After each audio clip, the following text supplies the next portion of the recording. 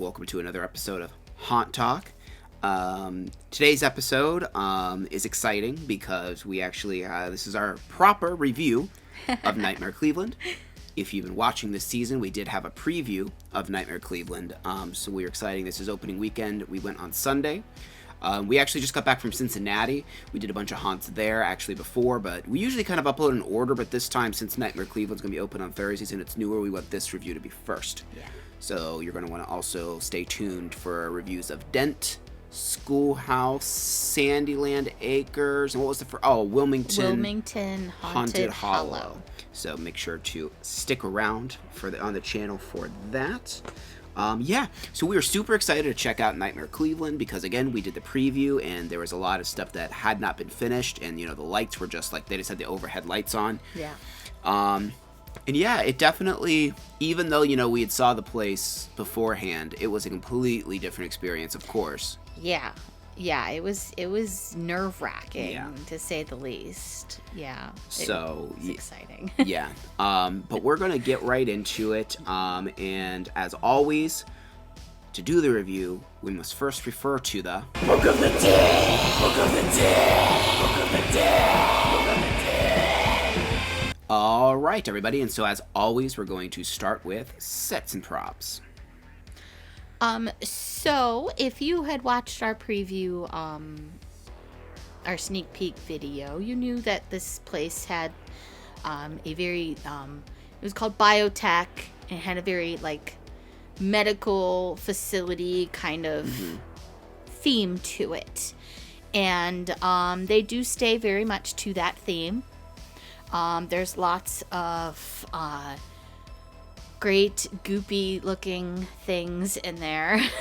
Yeah, because that one thing that I don't want to get ahead of myself, but one thing that I'm going to use the word disappointed, but I don't take this as like a bad thing necessarily, is so in the Lights on tour we got to see some of these amazing weird creatures, and I knew they were just like props. Yeah. Kind of be put places, and like you can see them, but like you can't see how really terrifying some of these things are with the way, you know, it's because it's lit like a haunted house. And I'm like, man, like those things are so cool. And I know like just the general public are never really going to get to see those things. Right, yeah. So I think that in years to come, obviously not this year, but like in years to come, because they do plan on doing an expansion, particularly they even have it announced that they plan on doing a pretty massive expansion for next year. I think they should do a Lights on tour, though, for the public, kind of like, so we'll talk about it in our review for Dent, but Dent actually does one. And like, you know, they have it for like Halloween Horror Nights and stuff like that. I think that a lot of people would be interested in doing it. Oh, for sure. And I think it could make the haunts more money on off time. But one thing that we really, really liked was the sound design for this place. Oh, God. The sound was so unnerving because it was like this weird droning noise, but then it was also like this, like booming kind of like a... Yes. Like, it was just really... Deep bass. Yeah, Deep it was just bass. really... You felt it. You felt it, yeah. Like the whole time, I was on edge. I was leading, and I'm just like this, and I'm just like, and that sound is, and just everything just happening all at once, just was incredible. The only other place that I've been to that has a sound design that that has a sound design as good as this would be Fear Columbus. It did remind me not quite as loud as Fear Columbus. Yeah, no. Oh my God. Yeah, Fear Columbus was my loud. ears didn't ring after this place. Which they usually do after Fear Columbus. Yeah. But yeah, the sound design they use in this place, really just made you super unnerved. So you've seen it in a lot of the promotionals. So like when you walk in, you know, you're instantly greeted, like, soon as you enter the facility itself, because, like, there's a queue line outside that's inside of, like, military tents. Yeah. And then you go inside, and we'll talk more next. Someone greets you, then you go through, and then there's, like, a holding thing where there's, like, the VIP line and the normal. Now, it is all-time ticketing. Yes. So we'll talk about more of that, but that is something to consider. So the lines weren't, like, super long. And then after that, you're let in, and, because, like, the front area, you know, it's not that things are necessarily great, but it looks a bit more like maybe how it should, like if the facility was up and running. Yeah. And then as you progressively get through the attraction, things just kind of get worse and worse and worse. Yes. So like they had these really, and it's the thumbnail, probably won't be the thumbnail of this video, but the thumbnail of the preview and a lot of their promotional stuff shows these things. Oh, I should be able to insert a picture here. Yeah. and they're really creepy. These like robot mannequin things. Oh, gosh. And you can't tell who's real and who's not. We'll talk again more about that in actors, but these things are so. I really like the mask design. Yeah, the masks were really cool. really cool, and they are not. There's male and female robots. So, and I thought that was actually kind of a neat little twist because, you know, most times people always just kind of have like a non-gender specific, but looks like a man kind of robot. But this one actually has male and female. They had that, and there's a lot of these things in there, and like I said, it's hard to tell who's real and who's not. One thing that we really liked was when you first get in, because I think it's supposed to be like it's scanning you, they have like those laser walls. Oh. And I've seen it in other places, but it was effective here. It was cool. Yeah, I was scared to walk through it. Like, I was like, what am I going into? yeah, that was cool. Now, this place really sticks to that like biotech lab theme, and I've heard some people say that like, oh, I don't really like lab theme haunted houses that much and stuff, but I do implore you to definitely don't let that deter you from going here, because it is very unique. And we were right. So I made the comment in the preview, because again, this is if you're unaware, this is the same people who make Chippewa Lake Slaughterhouse, which we've been to. Gave that. I think we gave it a 10 this year. We gave it a 10 this year as our Haunt of the Year award last year. Where I don't like slaughterhouse themed things, which I kind of diverted from going to Chippewa Lake Slaughterhouse, but they take that theme and they like make it something new. They make it. They embody it into an attraction. That's what they kind of did with a lab theme. Yes. Yeah. Which was my assumption, that they were going to take it and they were going to elevate it and make it something like you've never seen before. So is it a lab theme? Absolutely. Yes. But it's going to be different. There's all kinds of messed up experiments. There's one room you walk in and there's just like something's happened to someone or somebody's, and there's just a pile of goop and pieces in the floor. And I love it because it's just it's kind of a biggish open room, and you're forced to just walk around this giant pile of goop. Yeah, you're really not sure where, you don't want to step in that. And so you're like, well, where do I go? And that was my first thought. 'Cause I was walking in that room and I'm just like, well, I don't want to go there. So I guess I'll go around here. And there's blood, and that blood on the floor looks wet. Oh, it does. Yeah, I did the tippy not want to touch toe. it. Yeah, I did the tippy toe where I'm like, you know it's not going to get on you, but like, and that was something that we've said in the preview that we were told is they didn't want to use a lot of gore because they wanted, in the spots where there were gore, they wanted to make it like count, kind of. Yeah. Like when you see it, it's like, ugh. Well, if you throw gore just everywhere, because even in the slaughterhouse, like, it's not that gory except for the parts that are. Yeah. So when you actually do see the gore, it feels more impactful. Yeah.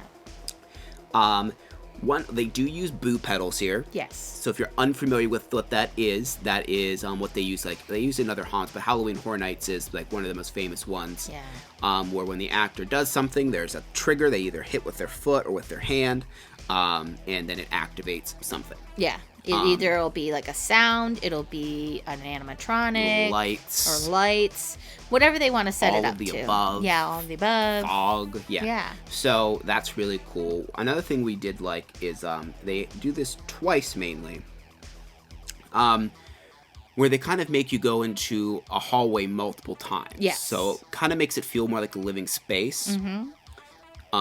The second one is even more impressive because there's a lot of things going on. We'll get more to that, I think, in actors, but there is a cool prop of one of these like bug creature things. Yes. That's kind of like, I don't even know. It almost looks like he's like hung or something. I think he might be impaled. Yeah, I think maybe the crazed scientist might be fighting back, but like you see him down at the end of the hallway, and then you go in like this room, come back out, see him again, go back in this room, and you come back out, and like I think you come out on the other side of it then. Yeah. So I really like how they do that. Yes. Because a lot of it is like, oh, sometimes you're going through doors, but then other times, like, they have holes in the wall, so it's kind of like something has destroyed the building. Right. Yeah. Through there. They also had a lot of like we said before, there were a lot of props that you couldn't really see all that well. There's a lot of like these really weird eggs. Yeah, like from Alien, they kind of look Alien. Like. Yeah, they do look like the little eggs from Alien, or like little versions of them, and they're like all over the place. I did actually kind of like seeing those because I was like, hey, I remember those from the walking now you tour. can see it all lit and stuff. They're, I'm going to say, oh my God. So, yeah, they definitely use scents in there. I keep smelling some of the scents they use. Oh, it's like, I don't know if it's on me, but I keep smelling it. As we're like filming this review, if you see my face go, ugh, like once in a while, it's because I'm smelling the scents. So, yeah, they do use that. Just the atmosphere in general, again, very much remind me of Chippewa. I mean, the lighting is immaculate. The sound design, just the right amount of fog when the fog is needed. Yeah.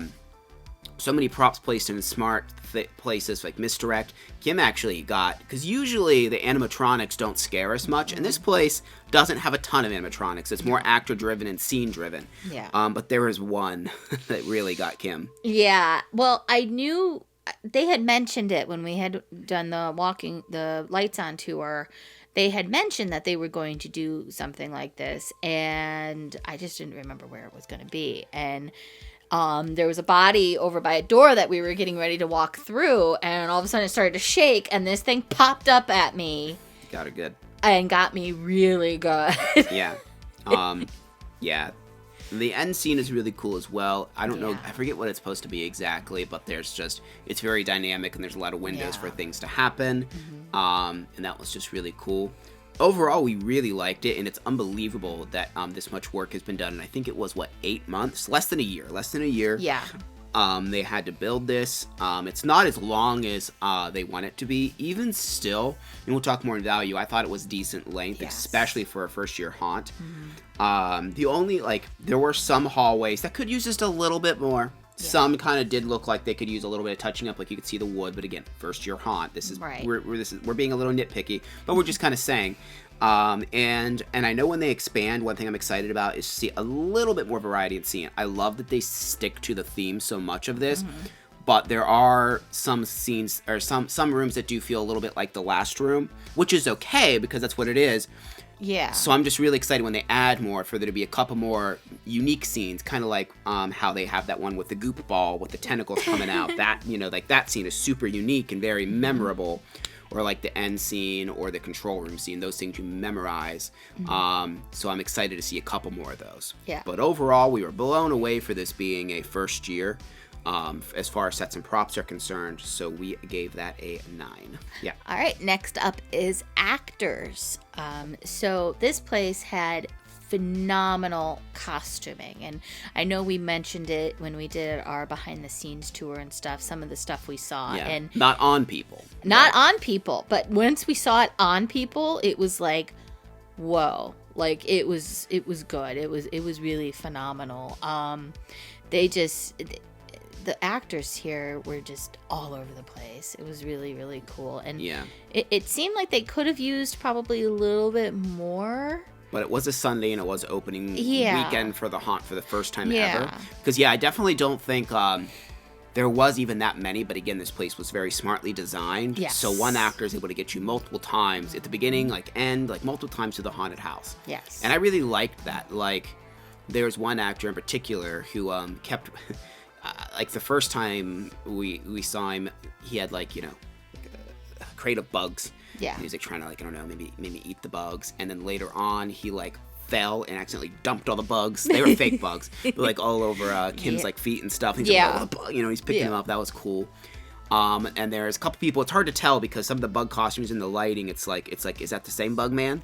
Yeah. Bug monster that I saw before? I wasn't sure. Yeah, because it was numerous times that I got attacked by some sort of bug monster thing, and I was like, oh. Yeah. Did I see you before? I'm not sure.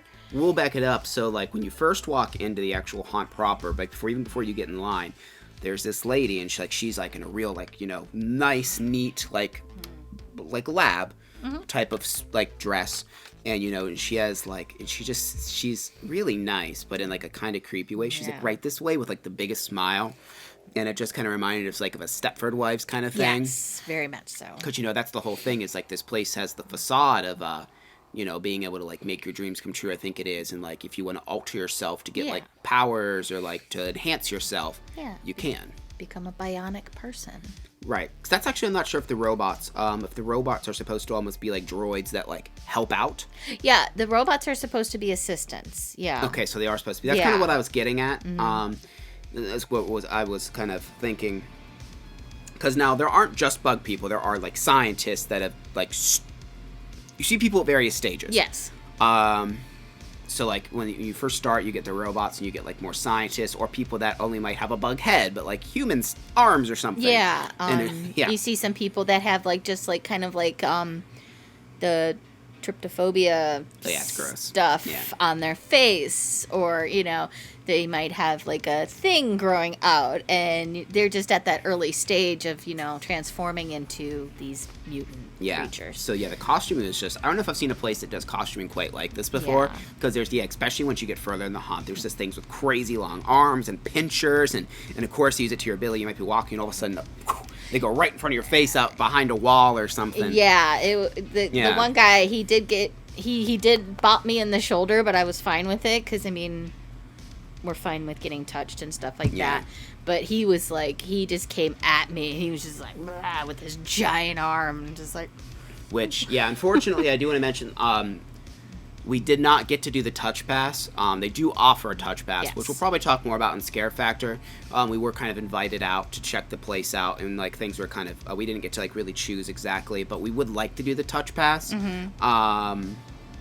Because I don't really know how aggressive the actors are, what all they do to you, but so I definitely want to experience that. So we plan on doing that in the future. One thing that was I saw quite a few times was like there was like nurses and doctors, and they love to have like these giant syringes that they would just right in your face. Right, so that was cool. One that I actually didn't get to see that, or Kim didn't get to see that well, but I did, is in the control room. This girl came out. And at first I thought it was just makeup, but then I realized, I don't know what it was, but she had all of this like green slime just oozing in her mouth. And so then I looked down, there was just puddles of it on the floor, and I'm like, what is she putting in her mouth? It's so gross. And I'm like, oh, it really, really grossed me out. Yeah. Because she was all done up, and I think her teeth were gnarly and stuff. Yeah, she was cool. There was just so many good hiding spots that these guys had that... Like, even knowing, like, where they should have been hiding because of the daytime tour that we took, they still were, like, in all these weird spots. And it was just... Well, yeah, because that's the cool thing, too, is it's not just boo pedal scares. No. Like, there's quite a few that just do, like, improvisation as well. Yes. But the boo pedal scares are nice because, like, they make this loud noise, which automatically kind of makes you go, and then someone's coming at you, and you're like, And I imagine with the touch pass, and you get that final where, like, some of them are just going to come out and just maybe toss you against a wall or something crazy, or maybe give you a little chokey doke. There was one girl, and I forgot to put this in our notes, but there was one girl that, she was in the room that we started walking into, and she kind of looked at us and kind of got, like, spooked a little bit, and then she skittered off. Yeah, that was cool. And then I'm like, okay, where did she go? And we walked down this like longer hallway, and she ended up being in that other room, but she was in like this totally different weird area, and she scared us again. But it was really funny because she was just kind of like how bugs do, like how they're like kind of like. Are you talking about the one that had the bug face? Because I know like earlier it was one of the first bug people we saw. Like at first, it's funny because like Kim was leading in this one, and I saw someone run across, and I thought they were like, I thought maybe we were catching up to someone and they were getting back in position. Yeah. But no, they were like running away from us because they were like scared. Yeah. And they were like hiding, and they had the shelf in their hand, and when you walk up, the shelf actually can move up and down and make a loud noise. Yeah, but she was acting like a fly. She had like a fly head, so she was kind of jittery and stuff like that. And it was really effective. It was really scary and cool. Yeah. Another standout is you do get to see someone in like a full mutant form later on the haunted house. He was cool. Oh my gosh. Yeah, he was really cool. There was a nurse that kind of like talked, and she kind of did the same thing where she was like standing at the end of this, like it's this cool kind of hallway that has a bunch of walls that jut out. You have to kind of zigzag, and she just kind of stands with you, just seeing her silhouette at the end. And then when we got close, she kind of went somewhere else, and then she jumped out and like scared Kim. And then like there's this cool interaction where she like she activated something, and something that really looked like a prop wasn't a prop. Yeah. So that was a good scare. And then and in the last area, there's just all kinds of like things going on. There's a guy with his huge arm reaching out to get you. Some victims, and But overall, we really thought the actors were good. The only thing was we just wish there were a couple more. But again, I mean, we kind of hope that with all of them. I was really impressed with what they had for a Sunday on opening weekend, though. Yes, definitely. And yeah, there's the costuming again was just immaculate. Yeah, it was really awesome. Yeah, it was really cool. We gave actors a 9.5. We were very, very impressed with what we saw there. Very excited to see as well what they're going to do with that in coming years. So that moves us on to scare factor. Like we mentioned before, this place is very ominous with the music and the lighting, and just everything just puts you on edge when you walk in there, and it's just and the smells, like it smells like a hospital, and then there's some funky smells, and it just really gets you nervous the whole time you're walking through. Yeah, with the way the lighting and the sound and everything coming together, it really does unnerve you. It's one of the more nerve-wracking houses. And again, I keep saying it, but like the feeling, even though it's completely differently themed than Chippewa, it gives me that same sense of dread. Yes. Which is crazy because Chippewa, like, it's an actual slaughterhouse. You don't even have to do that much to make it freaky. No, yeah. With this, it's underneath the Value City in an old candy store. Big candy store. And they've made it terrifying. I was telling Kim on the way there, I'm like, bet you never thought when you were going to Be a Sweeties when you were a bit younger that this is what it would turn into. Really think it's an improvement. No, Be a Sweeties still exists. I mean, you can't eat the closed. things in there. I wouldn't recommend it. No. Bug Guy did offer you a bug. Yeah, a spider. I wouldn't have eaten it. But yeah, and like we said before, it is pretty gory. They do offer the touch pass. Can't wait to try that out in the future. And again, they do a good mixture of stalking you and the boo pedals. So don't think it's just like the one-time scare like a Horror Nights thing. Like there are going to be times where they follow you. There was someone that we had a robot follow us for. I got followed a couple times. It was just us two for this one, and like there was someone that recognized us and like called us Spirit Light and stuff. So it's always creepy. Like adds a little extra thing for us when people recognize us, which isn't that often, but when it does happen, it is a little creepy, especially when, like, I've never told someone my name, but they whisper my name in my ear, and I'm like, Because, like, yeah, unless you, like, have a haunt with friends, that is a weird feeling. Like, it's one thing if Kim were to tell him my name, but if I know that hasn't happened and all of a sudden someone whispers my name or something into my ear, it's weird. Yeah, it is. It's real creepy. It is real creepy. That's kind of a very niche experience that I don't think many people would get, but... So, yeah... very scary. We thought it was pretty scary. We gave them a 9.5. It's pretty intense. Yeah, it's pretty intense. Yeah, this is one that, yeah, I don't. Yeah, this isn't one I'd recommend taking like younger children to or something like that, unless they're really okay with it. But I mean, without the touch pass, it's not going to be that bad. But like, it is on the same level as Chippewa. So if you've been to that one, it is on the same level as something like that. Or even Fear Columbus, I would put it on like same type of scare level. It reminds me more of Fear Columbus actually than Chippewa, because of the way that they use the boo pedals and stuff like that. Yeah. And the fact that they use a lot of that, because that's another thing that Fear Columbus does a lot, is that they have that city and you're constantly going back. Yes, the weaving in and out. But they do that with the creepy, weird hallways, and so I really like that design. So the next category is value. So this is one that kind of has like the dates in that. So it ranges from $21 to $24 depending on the day. So like your Thursdays and Sundays are going to be cheaper. Your Fridays and Saturdays are going to be more.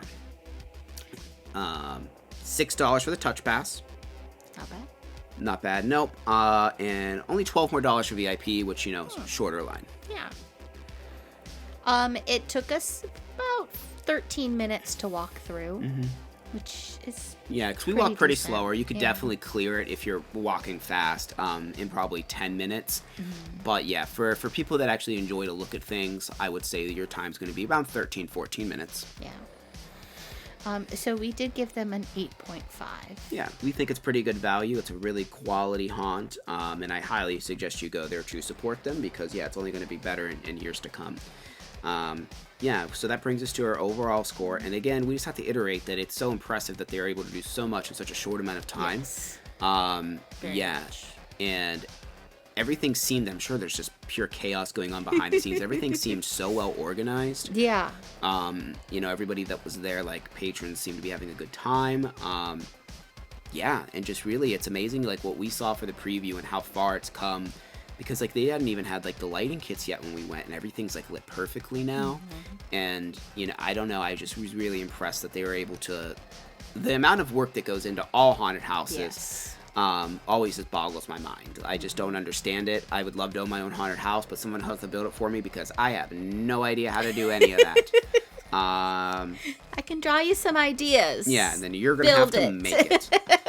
But overall, we gave it a 9. Very impressed. Highly implore you to go there. And now, again, there's so many good ones in this area. Like we were talking in some of the other reviews. I mean, you know, Chippewa, Ghoul Brothers in Akron, Akron Haunted Squelch Laboratory, Factory of Terror. I mean, you have 5. And they're all, I think, within an hour and a half of each other. Yeah. Like, they're all very close. Akron, Canton, and Cleveland, you know, all of these are. So definitely check these places out. Definitely go here. Don't not go because, like, oh, it's a first-year haunt. It's probably going to be the good. No, it's really good. It's saying this is our opening weekend. Do not skip on it at all. Also, we didn't mention it all, but we are wearing our Haunt Talk hoodies. So if you are wanting one for yourself, you can go over to our website. We have a bunch of different things, like just regular t-shirts. In that, we did send our patrons t-shirts with this on it. So if you would like some perks like our patrons get for supporting us, make sure to go over there. And again, you're mainly doing it to help support us, but there are some perks and stuff like that. Also, you can click super thanks if you want to give us a tip and help us out that way. I've been trying to include the links for all the haunted houses in the description below, but I also have all of our links as well for like the merch site for the Patreon, all of that, all of the things we talk about are always going to be in the links below. Yeah, and again, this is time ticketing for this place, so if you want to go, make sure you buy your ticket in advance. They do not sell tickets at the door at all.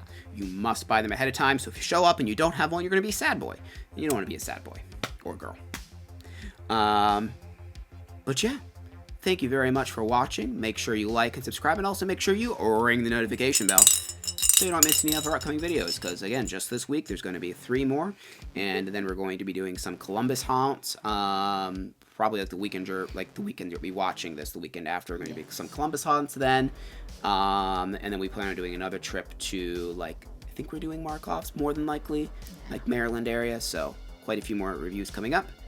Thank you very much for watching, and we'll see you in the next episode. Bye.